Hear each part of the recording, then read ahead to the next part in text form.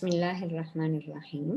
ரப்பி ஜித்னி இல்மா வர்சுக்னி ஃபஹ்மா ரப்பிஷ்ரஹ்லி சதுரி வயசிர்லி அம்ரி வஹ்லுல் உக்ததம் மின் லிசானி யஃப்கஹு கௌலி.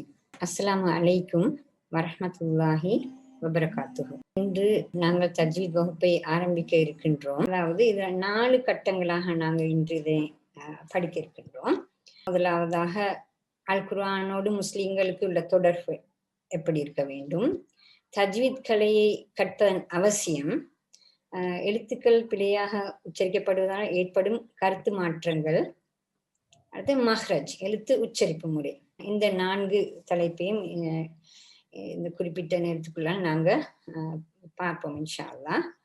முதலாவதாக உங்களுக்கு தெரியும், அல் குர்ஆனோடு முஸ்லிம்களுக்கு உள்ள தொடர்பை அல் குர்ஆனும் சுன்னாவும் எப்படி முன்வைக்கின்றது. அல் குர்ஆன் இறை தூதர் முஹம்மது நபி ஸல்லல்லாஹு அலைஹி வஸல்லம் அவர்களுக்கு ஜிப்ரீல் அலைஹிஸ்ஸலாம் மூலமாக இறக்கப்பட்டது. ஜிப்ரீல் அலைஹிஸ்ஸலாம் மூலமாக இறக்கப்பட்ட அதே தஜ்வீத் ஒழுங்கில் இறக்கப்பட்ட குர்ஆனை ரசூல் ஸல்லல்லாஹு அலைஹி வஸல்லம் அவர்களிடமிருந்து சஹாபாக்களும் கற்றுக்கொண்டார்கள். எனவே இது இறை தூதர் ஸல்லல்லாஹு அலைஹி வஸல்லம் அவர்கள் ஒரு சுன்னா வழிமுறையாகும். தொடர்ந்து நாங்களும் சரியாக கடைபிடிக்க வேண்டும் என்பதை இந்த இடத்தில் வலியுறுத்தப்படுகின்றது.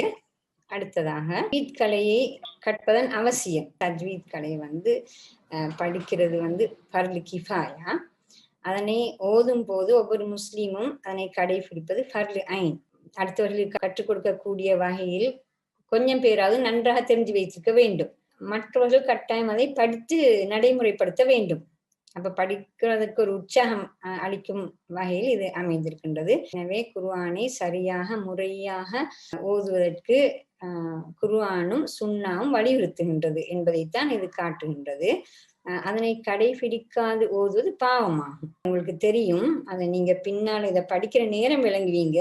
அது பிழையாகிற நேரம் எவ்வளவு கருத்துகள் பிழையாகிறது, அது ஒரு பாவமான செயலாகத்தான் மாறும். அல் குர்ஆனை மிக சரியாக திருத்தமாக ஓதுவீராக. சூரா முஸம்மில் 4வது வசனத்துல எங்களுக்கு அல்லாஹ் குர்ஆனை சரியாக திருத்தமாக ஓதும்படி எச்சரிக்கப்படுகின்றது. இந்த வகையில் தஜ்வீதை முறையாக கற்று அதன் அடிப்படையில் அல் குர்ஆனை அழகாக ஓதுமாறு இறை தூதர் ஸல்லல்லாஹு அலைஹி வஸல்லம் கூறியுள்ளார்கள். யார் அல் குர்ஆனை மிக அழகாக ஓதவில்லையோ அவர் எம்மை சார்ந்தவர் அல்ல என்று ரசூல் ஸல்லல்லாஹு அலைஹி வஸல்லம் அவர்கள் கூறியுள்ளார்கள். இது சஹீஹ் புகாரி முஸ்லிம் கிரந்தங்களில் பதிவாகியுள்ளது. இந்த ஹதீஸலோ குர்ஆனா பொதுவாக எல்லாருமே இதை கேட்டிருப்பீங்க.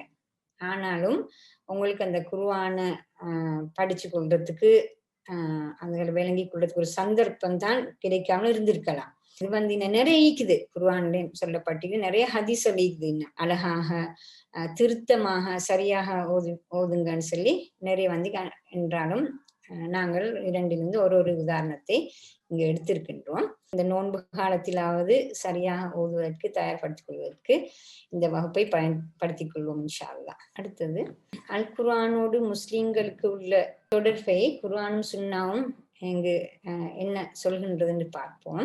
முதலாவது அல் குர்ஆனை ஆராய்ந்து படித்தல். துரதிருஷ்டவசமாக குர்ஆனை விளங்கி கொள்றதற்கு முயற்சிக்காமல் ஓதிட்டு அதை மூடி வைக்கிற ஒரு சமூகமாக இருந்து கொண்டிருக்கோம் பெரும்பான்மையானவர்கள்.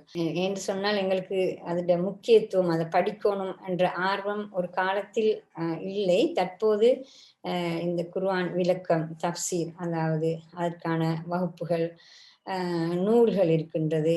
எங்களுக்கு படித்துக் கொள்வதற்குள்ள சந்தர்ப்பம் இப்போது இருக்கின்றது. எனவே நாங்கள் அதை பயன்படுத்திக் கொள்வதற்கு முயற்சிக்க வேண்டும். அரபு தெரியுமாக இருந்தால் இந்த மஹ்ரஜ்னு ஒரு எழுத்து உச்சரிப்புன்ற ஒரு சப்ஜெக்டே இருக்காது. என்றால் அரபு நல்லா தெரியுமா இருந்தால் எங்களுக்கு ஹரக்கத் மாறுறதுக்கு ஏற்ப கருத்துக்கள் மாறுறது விளங்கும். எனவே அந்த அடிப்படை அரபு ஒன்று இல்லாதன் காரணமாக எங்களுக்கு அதிலேயும் பிரச்சனை இருக்கின்றது.